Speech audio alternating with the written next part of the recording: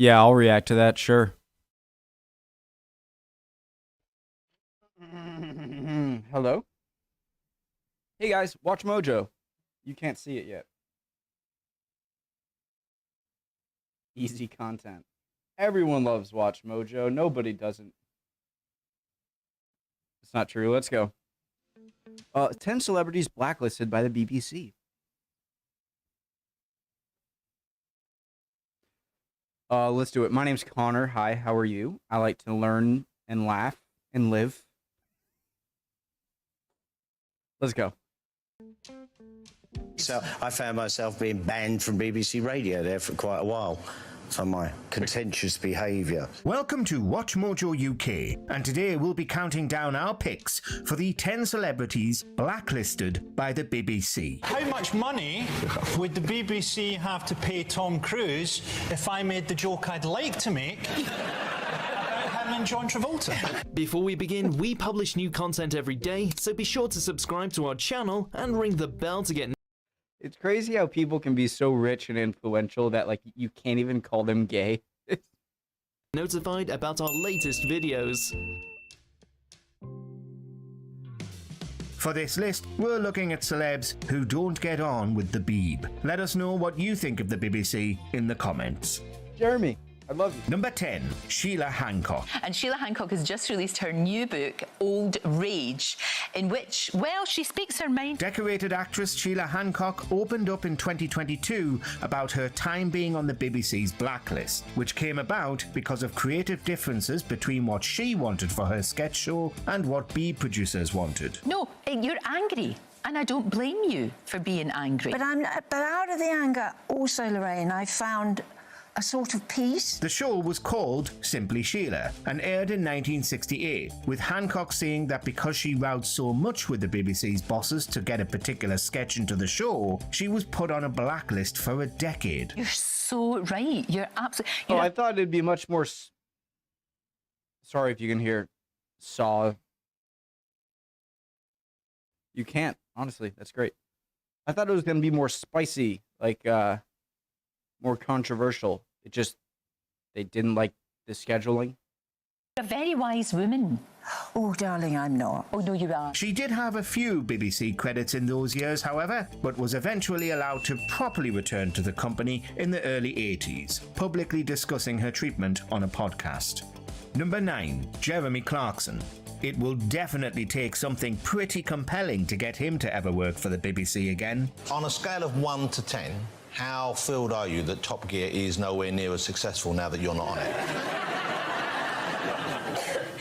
It's a hard face to pull, this one. Following his unceremonious sacking in 2015, after he punched a producer on Top Gear and the BBC refused to renew his contract, Hammond and May also walked... I'm sorry, I shouldn't condone violence. On Top Gear, and the BBC refused to renew his contract. Hammond and May also walked from the show, heading over to Amazon with Clarkson to make the grand tour. James and Richard always say, no, it's a shame, we wish them all the best. I don't. Clarkson still makes TV shows for Amazon, including the popular Clarkson's Farm, and clearly has a lot of bad blood for the BBC. However, in 2020, the BBC apparently relaxed its stance and asked Clarkson to come back, which he outright refused. And how will you prepare for the massive hole in your life, emotionally? What, when I don't have James May in it? Yes. Perhaps this is more of a case of the BBC itself getting blacklisted by a former star. Number 8, Rod Stewart. It's not Rod Stewart himself who's been blacklisted by the BBC, but numerous songs of his, to the extent that he's been told what to sing by the BBC more than once. I decided to come to Dublin a few months back and visited Kilmainham Jail and the chapel. His cover of Sailing, despite being played across the BBC for years, was one of many numbers banned from play during the Gulf War. The song is probably the most tragic love song I'll ever have occasion to sing. It's extraordinary. But he's also claimed he was forbidden by the Beeb to sing the Irish ballad Grace because the BBC said it was too associated with the IRA and the Troubles and worried about it being seen as anti-English. Oh, Grace, just hold me in your arms and let this world... No comment. Finally, during the late Queen's Platinum Jubilee in 2022, he was also ordered by the BBC to sing Sweet Caroline, which he did, pretty poorly by some accounts. Number 7, the Markles. Well, first obvious question, have you seen any sign yourself of your half-sister Meghan trying to make things up with your dad? We have not. Meghan and Prince Harry, of course, The succubus. regularly appear in the BBC's news cycle, but the Duchess of Sussex close relatives are apparently not allowed on BBC shows. This all emerged when Meghan's half-sister Samantha, currently engaged in a lawsuit with her, was briefly tipped to appear on Strictly. He was going to stalk Harry and Meghan. He was going to try and follow them around London with a film crew, throwing questions at them if he could get near enough. But the BBC didn't want to be seen to platform someone who causes so much trouble for the royal family. Well, actually, it was my understanding he was there by very special invite by the lovely... Come on, Watch Mojo. I want more spicy, spunky stuff here. Lady Colin Campbell and also GB News. The same rule of politeness doesn't seem to extend to other outlets, however, with Samantha Markle and Meghan's father Thomas frequently showing up on Good Morning Britain over on ITV, and even being suggested as contestants on I'm a Celeb or the Celebrity Big Brother revival. Number 6, Peter Stefanovic. Australian journalist Peter Stefanovic is best known for hosting Sausages. 60 Minutes Australia, which might lead you to wonder, how has an Aussie TV presenter gotten himself in trouble with the BBC? Well, by publicly attacking Boris Johnson in September 2021, when Johnson was still Prime Minister. Well, it would be if it were true, but it's just another lie. CO2 emissions fell by 39% between 1990 and 2018, not from 2010 onwards. Stefanovic put out a viral video. I thought I was going to be watching a video of some crazy stuff happening. This is why? BBC, you got directly challenging many of the lies the former PM had told directly to the House of Commons. Wait, what? Wait, what? Challenging many of the lies the former PM had told directly to the House of Commons. Challenging many of the Conservative government has grown by 73%. Another lie. You may know that calling somebody a liar is against the rules of Parliament, and though Stefanovic definitely isn't an MP, he still angered the BBC so much. I was so confused. People were saying, I was watching a Parliament video of UK, and people were saying, oh, and yelling and everything, and then one guy just says, and you're a liar, and then, order, take it back, or get out of here. I was so confused. That they refused to cover his reporting. We've restored the nurses' bursary. Another lie. A maintenance grant for student nurses is not a return of the student nurses' bursary. Number 5, Vic Hall.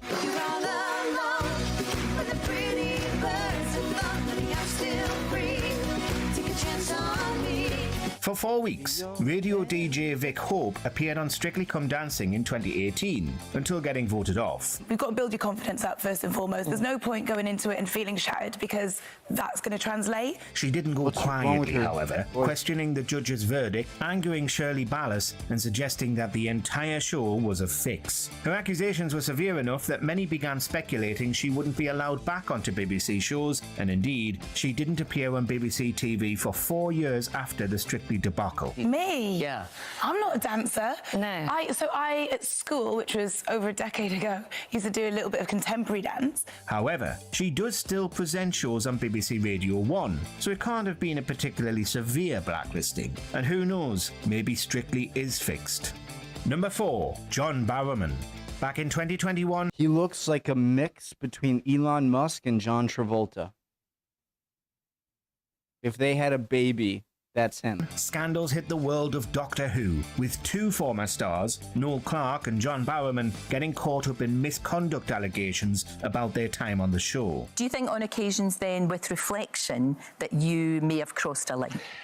I think that if it was now, it would be crossing the line. The BBC investigated, and Barrowman has slowly stopped getting telly gigs. Even ITV has dropped him from the rotation of this morning's stand-in presenters. Haven't hidden anything. They've been exaggerated, and they've tried to turn them into sexual harassment, which it absolutely is not. However, the blacklist is far from formal, and Barrowman lashed out against the BBC on his Twitter account. But maybe don't take your todger out repeatedly in a work setting, if you don't want to get in trouble for doing exactly that, which he has admitted to. All the people that are making the fuss about it, they weren't there. They don't know the context of things that were done. Like I said, I would never do it now. Number 3, Frankie Boyle. Oh, God. He's pointing her out to a sniper. Is that what it is, Bill? Pointing her out to a sniper.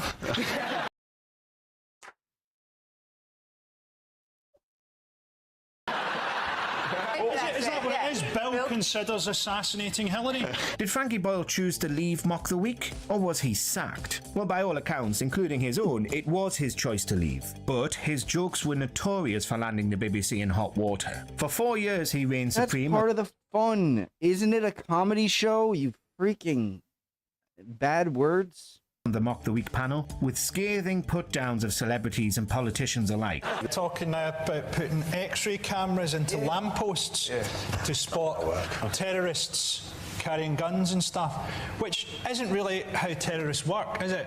Come on, let's congregate round this brightly lit lamppost. He has worked for the BBC since leaving Mock the Week, including on his own show, New World Order, but this was still 8 years after he left the panel show. Has John Reid dealt with the problem of overcrowded prisons? He's released the paedophiles. It definitely took a while for the BBC to get Boyle back on, and he firmly works on his own terms and will not pull his punches. He even celebrated Mock the Week's cancellation. Good.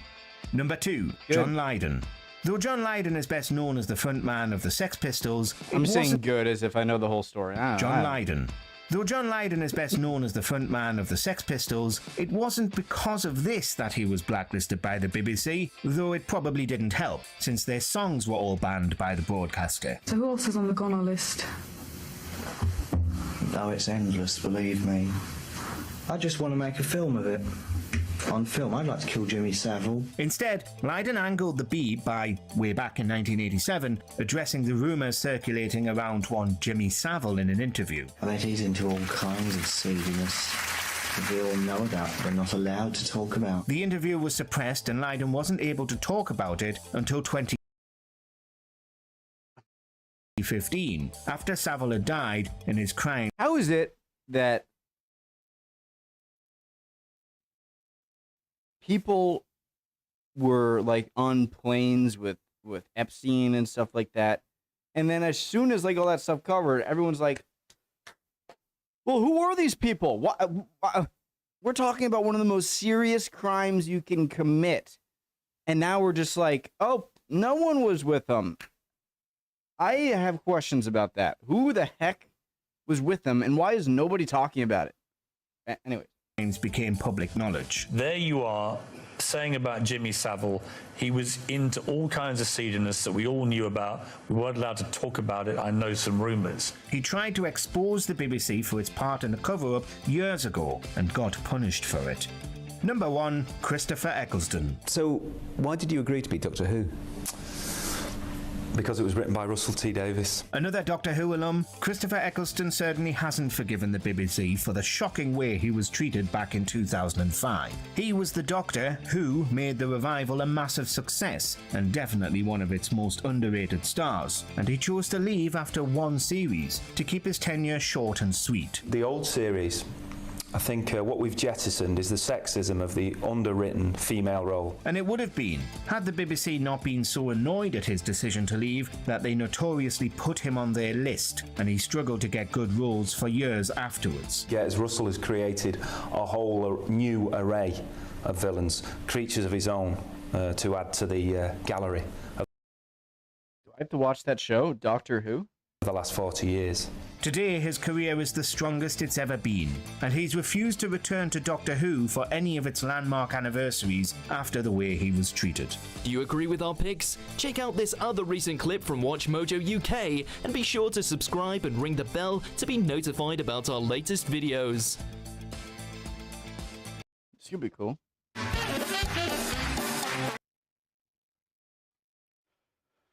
a cool video, guys. Original link to the video. Why am I acting?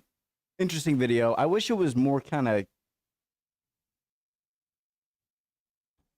you know, Watch Mojo. Good video, man. I'll see you guys soon, all right? And I will be doing the next Idiot Abroad episode today. Bye, guys.